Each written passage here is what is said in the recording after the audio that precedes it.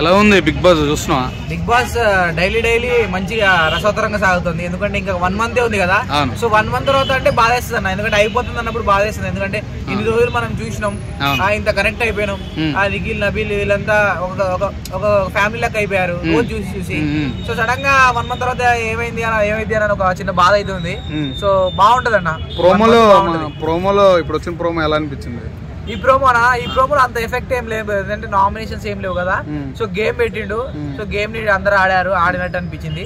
So అదన్నా అంటే పృథ్వీ ఆడినట్టు కనిపిస్తుంది. బాల్ గేమ్ అంత ఎఫెక్ట్ ఏం లేదు అనిపించింది అన్న. ప్రోమో చాలా మటుకి కెమెరాలు రోహిణి వైపు వెళ్తున్నాయి. రోహిణి ఉన్న టాప్ 3 లో ఉండే క్యాండిడేట్ రోహిణి వైపు వెళ్ళడం లాస్ట్ 2 గేమ్స్ నుండి ఆ బస్సాల గేమ్, నిన్న గేమ్, పర్సనాలిటీ అందించుకొని కూడా అంటే చెప్పినోడికి తగ్గట్టు సమాధానం చెప్పినట్టు ఆడింది.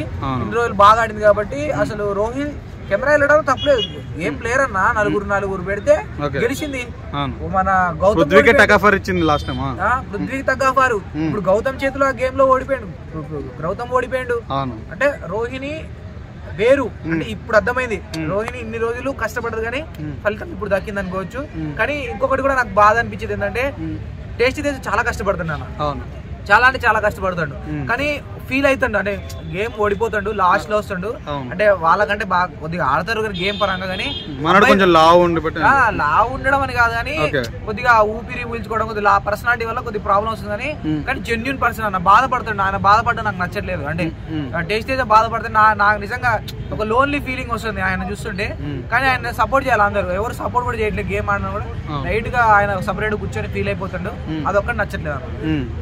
సో నబీల్ గేమ్ కొంచెం నాశనం అయిపోతుంది రీసెంట్లీ. ఎందుకంటావు? ఏంటంటే నబీల్ గేమ్ తగ్గిపోయింది అన్న. ఎందుకంటే ఇక్కడ నీకు నబీలు రోహిణిని ఇంకెవరు మన పృథ్వీకి రోహిణిని బాధ పెడతాడు, పృథ్వీకి సపోర్ట్ చేస్తున్నాడు. ఇక్కడే ఆమెకి మొత్తం నబీల్ కి మైనస్ అవుతుంది. నబీల్ నిజంగా గౌతమ్ కి సపోర్ట్ చేసి ఉండి అదే నిఖిల్ కి లేకపోతే పృథ్వీకి యాంటీగా ఉండి విష్ణుప్రియకి యాంటీగా ఉంటే నబీల్ గేమ్ టాప్ లో ఉండేది. నబీల్ ఎప్పుడైతే ఈ పృథ్వీతో దోస్తానం చేసి నవ్వుకుంటా జోకులు ఆ వ్యవహారం నడుపుతుంటాడో అది అస్సలు నచ్చట్లేదు జనాలకి. ఎందుకంటే పృథ్వీ అనే వాడు వరస్ట్ క్యాండిడేట్. బిగ్ బాస్ లో వరస్ట్ క్యాండిడేట్. నువ్వు చెప్పకపో ఇప్పటిదాకా ఉన్న బిగ్ బాస్ లో వరస్ట్ క్యాండిడేట్స్ ఎవరంటే విష్ణుప్రియ, పృథ్వీ. ఖచ్చితంగా చెప్తాను. పృథ్వీని మొన్న ముద్దులు పెడతాను ఇట్లా అని విష్ణుప్రియ ముద్దు పెడతాను. అంత కసేంది నీకు, అంత రంది ఏంది నాకు అర్థం కాదు.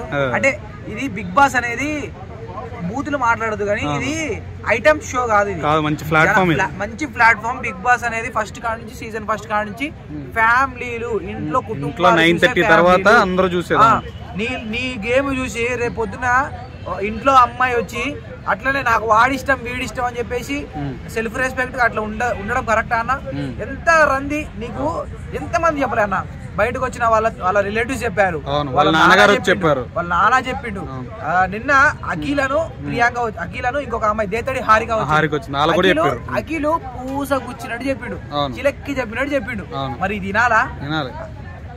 నా గ్రహాలు ఎన్ని చెప్పు చెవిటోడు మూసి శంఖం మూయినట్టు అట్లా అవుతుంది. ఎట్లంటే అది నాకే నా ఆట నేను ఆడతా, ఆ జనాలు వాళ్ళు ఏం తీసుకుంటారు అసలు నేను చెప్తారా? జనాలు ఎప్పుడు తీసిదేంగుదా అని చూస్తాడు నేను.